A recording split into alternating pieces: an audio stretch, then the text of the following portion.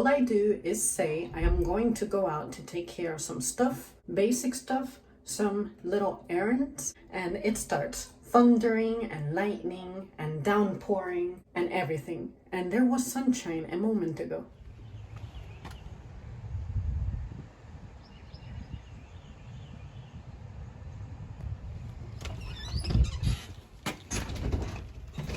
Something else that's weird is that for years, every time I buy a piece of electronic, say my third generation iPod Touch back in 2009, my laptop for my birthday in 2011, my cell phone, every single one of those days, I think even when we bought my car too, and mom's car, but those are definitely waterproof, depending on how you want to look at it. It survives rain, all right? When we made those purchases, it fucking rained.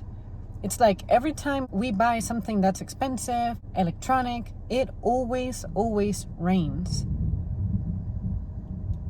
Listen to the thunder. Understanding a virus is something that, of course, I am not an expert of. I'm not trying to be an expert of, except temporarily to keep myself relatively safe in this impossible setting. I just came to a Walmart, as Trump would describe it, a very big, beautiful Walmart. I noticed that they only have one primary door open. The grocery side is open. I don't know if this is company-wide, but I think it's odd that you only have one door for a massive building. I mean, massive building.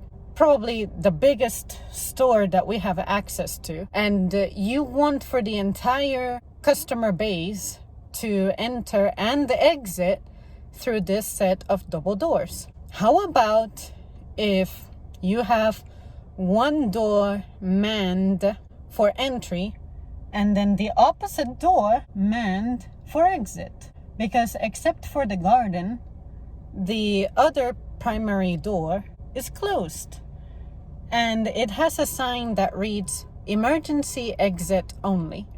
Why is that the case? Are you doing that because you really have to have an alarm go off when I'm recording? Are you doing this because you don't want to pay another person to man another door? Is it because you truly believe that having a fence to separate incoming and outgoing traffic and only have one person man the fort is really effective? Or do you just want to crowd everybody so that only one person takes care of that? If you're observing the people coming in, how can you observe the people coming out? But I really think it's bizarre that all persons are obliged to enter the building from the grocery side, and you also exit from that side. And again, garden, I only believe you can go out the garden, not go into the garden. Maybe you can, I didn't try.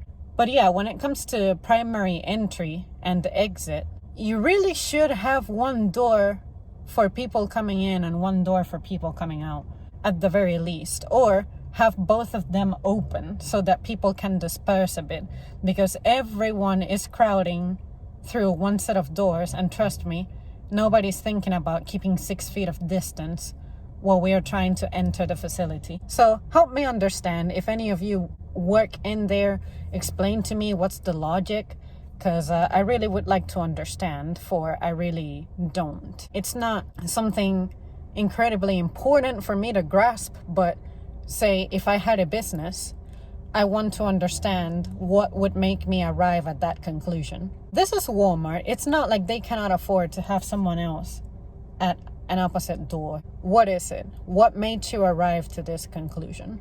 Okay, I just drove by the garden door and it said this door is closed. So I think if you have something massive that you're purchasing, you can exit out of there, but you cannot go through it. And then there was this guy occasionally peeking out the closed main door, one of the main doors, and he was pointing at people to get them to go the other direction through the grocery door that's open. It just makes no bloody sense.